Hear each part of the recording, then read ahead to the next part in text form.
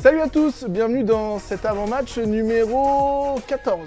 C'est ça, c'est le dernier avec un match à la Al-Mazouka de la saison, puisque le dernier match sera au Palais des Sports, ça sera le week-end prochain. Mais on va s'intéresser à cette 28e journée de Pro League entre les Scepters et Frontignan, ça sera vendredi soir. Salut Nicolas. Salut à tous.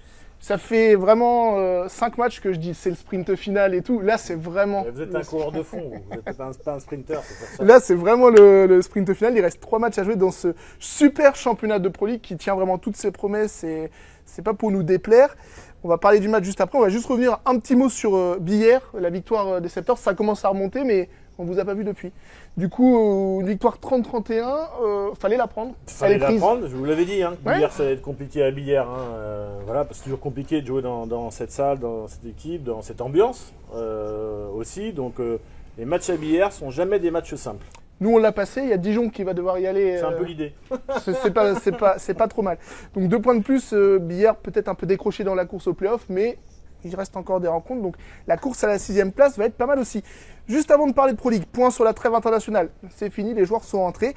Pas forcément de bonnes choses pour la Belgique et Israël, de Tom Robbins, Dan Tepper et Dani Mosindi. Tous éliminés, ils ne seront pas à l'Euro 2024. Bien mieux pour Luka Radovic, qui a joué avec le Monténégro et qui pourrait disputer en janvier sa première compétition internationale avec cet Euro 2024. C'est bien ça? Ouais, c'est bien. C'est aussi une vraie récompense pour Luka, qui fait une grosse saison, on peut le dire. Donc l'Euro 2024, ça sera en janvier. Je ne sais plus les localisations, mais il y a un peu d'Allemagne, je crois. Allemagne-Pologne, je ouais, crois. je crois que Il c'est me ça. semble, C'est comme divisé en deux. divisé en deux. Donc on verra, qui s'en suivra peut-être ses aventures en janvier prochain. Parlons maintenant de Pro League. Frontignan, équipe un peu surprise de la saison, toujours 5e. Je fais mon mea culpa tout de suite. Moi, j'avais dit que je ne les voyais pas tenir. Ils tiennent, ils vont être au play-off. C'est pas pour ça que vous c'est n'avez bien. jamais fait dans le bas et vous n'en ferez jamais d'ailleurs. Exactement. C'est dans votre vision stratégique des choses. Non, mais on les avait pas mis dans notre top 5 de base. Personne ne les mettait Ah dans ouais. le top 5. Par contre, on le dit, on le répète depuis le début de la saison, Frontignan sont sur une dynamique de montée. On sait ce que c'est, on l'a vécu. On l'a vécu, ce petit poussé là qui enflamme tout le monde. Et voilà, on l'a vécu. Donc on connaît bien la situation de Frontignan. Donc c'est plus une surprise.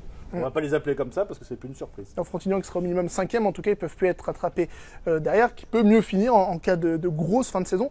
Ils vont jouer quand même nous ce week-end, Ponto la semaine d'après, il y aura des gros matchs pour eux, mais ils peuvent être un peu le trouble-fête. Ça fera partie des équipes de trouble-fête de cette fin de saison, c'est une certitude. Pour parler un peu de cette équipe, elle s'appuie sur une colonne solide, Kevin Ménard dans les buts, Ayane Alexandre, local de l'étape, on en dira un mot juste après, Pao Oliveira, le futur Scepter aussi. Pas mal de liens dans cette équipe de Frontignan. J'ajoute également Nati Camara, qui fait une très belle saison à l'aile, 5e meilleur buteur de Pro League. C'était un peu notre cas aussi à l'époque, quand on était à la place de Frontignan, des individualités qui performent, peut-être surperforment en tout cas, performent au max et qui portent une équipe. Performe, porte une équipe, mettre une dynamique de groupe, voilà, tous les bons ingrédients pour faire une belle saison. C'est ce que Frontignan a réussi à faire en début de saison. On pensait tous, plus ou moins, sauf moi bien entendu, que ça ne tiendrait pas. Mais non seulement ça tient, mais ça fait plus que tenir, parce qu'on a vu dans les dernières confrontations, moi j'avais regardé le match quand ils ont joué à Dijon. Ouais. Ils sont dedans 55-56 minutes dans le truc. Donc voilà, une vraie bonne équipe de handball. Justement, sur ce match de Dijon, il y avait un duo qui était très performant, mais c'est le cas depuis le début. Ayane Alexandre, le local de l'étape, je crois que c'est de Montargis.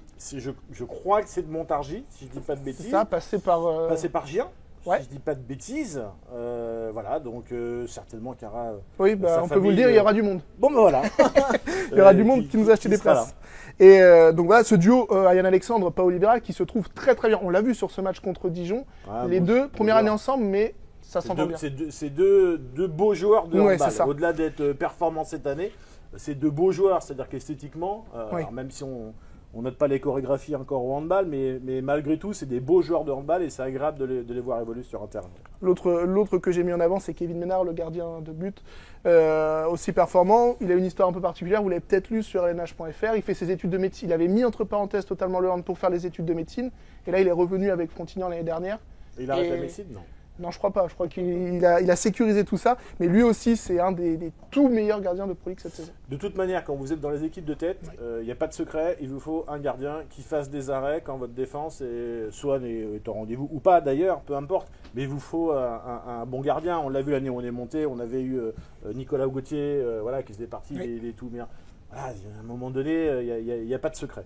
Frontignan, meilleure attaque de Pro League, 917 buts, ça fait une moyenne, écoutez-moi bien, de 34 buts marqués par match. Bon, c'est la 14e des forces, donc 31 buts de moyenne encaissés aussi. Tout pour l'attaque, quoi. C'est ça, niveau attaque, si on fait le mois d'avril des deux équipes, côté Frontignan, ça fait 33, 32, 37, 31, côté Saran, 31, 39, 33, 31, match à but. Bah, c'est obligé. Bah, c'est match à but et on va finir sur un pauvre 15-16 comme en 1980. Bah, à l'aller, 35-36. Ouais, non, mais c'est des équipes offensives. C'est des équipes du nouveau handball. Aujourd'hui, avec les nouvelles règles, comme l'histoire du rond central, etc., le jeu s'est beaucoup accéléré. C'est un premier élément. Le deuxième élément, c'est aussi que en défense, on n'a plus le droit de faire tout ce qu'on faisait à une certaine époque. C'est-à-dire que les arbitres sont assez attentifs. À l'époque, on pouvait un peu couper les joueurs en quelques morceaux et ça pouvait passer. Voilà, ce côté maladroit, aujourd'hui, c'est plus possible. On l'a vu, il y a beaucoup de protection et c'est tant mieux. Parce que ça offre aussi du spectacle. Quand on voit 70 buts dans un match, c'est quand même sympa. En tout cas, ça aura donné plus d'informations peut-être sur la fin de saison des Saranais qui joueront ensuite face à Cherbourg le samedi, donc qui aura vu tous les matchs se jouer le vendredi. On jouera tout seul samedi, donc on aura plus d'infos. Ensuite, on ira à Valence. Il y a du gros match aussi ce week-end avec notamment un Ponto-Tremblay. On rappelle la situation. Tremblay est premier, est premier. Deuxième, Dijon est à 1 point derrière et nous, on est à 2 points en dessous. Exactement. Donc vous voyez comment les choses là se Alors, terminent. vous voulez quoi, l'idéal ou la réalité? Les deux. Alors l'idéal, c'est que bien sûr il faut déjà la première chose, il faut que ça ne perd plus de match. Oui, voilà. Ça c'est sûr, il faut 3 victoires. Il faut que les Septors enchaînent les 6 points pour ces 3 derniers matchs. Donc Frontignan, bien sûr, dès vendredi.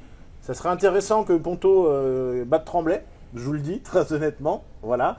Et si je dis pas de bêtises, Dijon reçoit Strasbourg. Oui. On voit pas trop la surprise arriver. Strasbourg vraiment mal en point, donc ça me paraît difficile. Par contre, il me semble qu'ils vont à Billiard juste après. Et c'est peut-être là, oui. Voilà, que ça pourrait bien se goupiller pour les Septors. Il y a encore une chance de finir premier pour vous. Bah, mathématiquement, il y en a une. Donc à partir d'un moment, c'est pas ce que je vous disais. Il y a oui, c'est vrai, c'est vrai. Ils disaient, il y a 5 points. Il y avait 5 points. Ouais, 5 points. 5 points. Ils avaient perdu 2 matchs depuis le début de l'année. Il fallait qu'ils en perdent 3. Et là arrive la fin de saison où physiquement ils en ont perdu 2 déjà. Ouais, les organismes, ils ont déjà perdu 2. Ouais, les organismes commencent à fatiguer. Je pense que même si ils l'avoueront pas forcément, mais je pense qu'il y a une certaine pression aussi.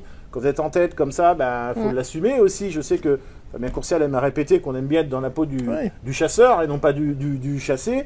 Et puis voilà, peut-être que ça va bien tourner ou pas, on verra. En tout cas, ce qui est sûr, c'est qu'il faut avoir minimum cette deuxième place. Outre espérer très haut, battre Frontignan là, c'est aussi un message envoyé pour les playoffs. On a vu la semaine dernière Dijon qui a perdu à Caen.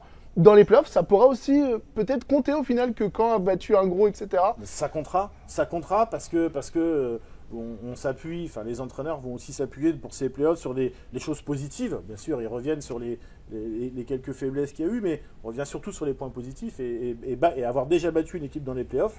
Ah oui, ça donne aussi un peu plus de confiance. En tout cas, dernier match à la Almazouka de la saison régulière, ça sera ce vendredi. Dispositif spécial comme contre Ponto, DJ dans le hall, petite soirée avant, petite soirée après. On va bien s'amuser, il va faire beau. Prenez vos places parce qu'il en reste pas beaucoup.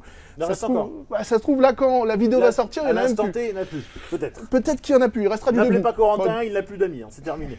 Quelques places debout, on pourra vous faire. Si vous avez le numéro de fiche, il peut peut-être vous trouver ça. Il sait. Voilà, donc 20h30, vendredi soir, ça va être un gros match, vraiment. Ne le loupez pas. Dernier mot avant d'accueillir Rémi, un mot de la N2, déplacement à Lagny. Ouais. Ça sera samedi, 9e du championnat à Lagny. Les jeunes Saranais auront pris la tête. Via égalité, oui, enfin il y a des calculs un peu à faire aussi. C'est ça, mais là aussi il y a un gros suspense. Pour vous dire avant d'en parler, samedi prochain, match des Septors au Palais des Sports contre Cherbourg. En levée de rideau, Saran Entente Pleysen en N2 et en levée de rideau, Saran Ivry en moins de 18. Grosse journée, on vous en parlera sur les réseaux. Parlons de la N2, on peut avoir un beau dénouement bien sympa. On espère avoir. Ouais. Maintenant, c'était pas nécessairement l'objectif de début d'année. Jérémy Roussel l'avait dit. Voilà, il fallait finir au mieux et continuer à former cette jeunesse qu'on voit de temps en temps avec cette équipe professionnelle. Maintenant, voilà, aujourd'hui, ils sont premiers. Alors, égalité, certes, mais ils sont premiers. On va pas faire les guirous non plus et se dire qu'on va continuer à jouer le maintien. Donc, Jérémy l'assume et il l'affirme maintenant. Effectivement, ça serait une vraie performance, vraiment, de pouvoir accéder à National 1. Ouais, avec en plus pas mal d'aléas dont ils n'y sont pour rien dans cette saison, puisqu'il y a eu pas mal de blessés en haut, des jeunes qui allaient en haut, une équipe amoindrie, des 18 qui sont montés, des compléments un peu d'ici et là, et ça serait vraiment quelque chose de fort quand même.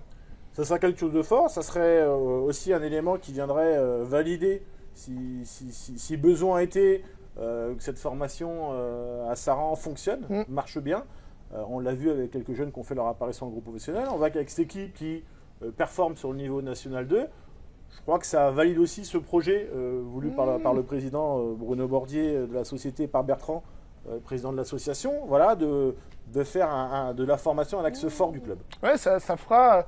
S'il y a un dénouement heureux, ce serait déjà bien si ça reste en N2, mais en disant quand même un passage de l'équipe première en N1 à l'équipe 2 en pré-national à Pro League ou Star League et peut-être N1, ça serait vraiment, en regardant en arrière, quelque chose de fort. Ça serait l'équivalent de ce qui se fait mieux en France, c'est ça. Clairement. Donc on peut aussi avoir deux grosses déceptions.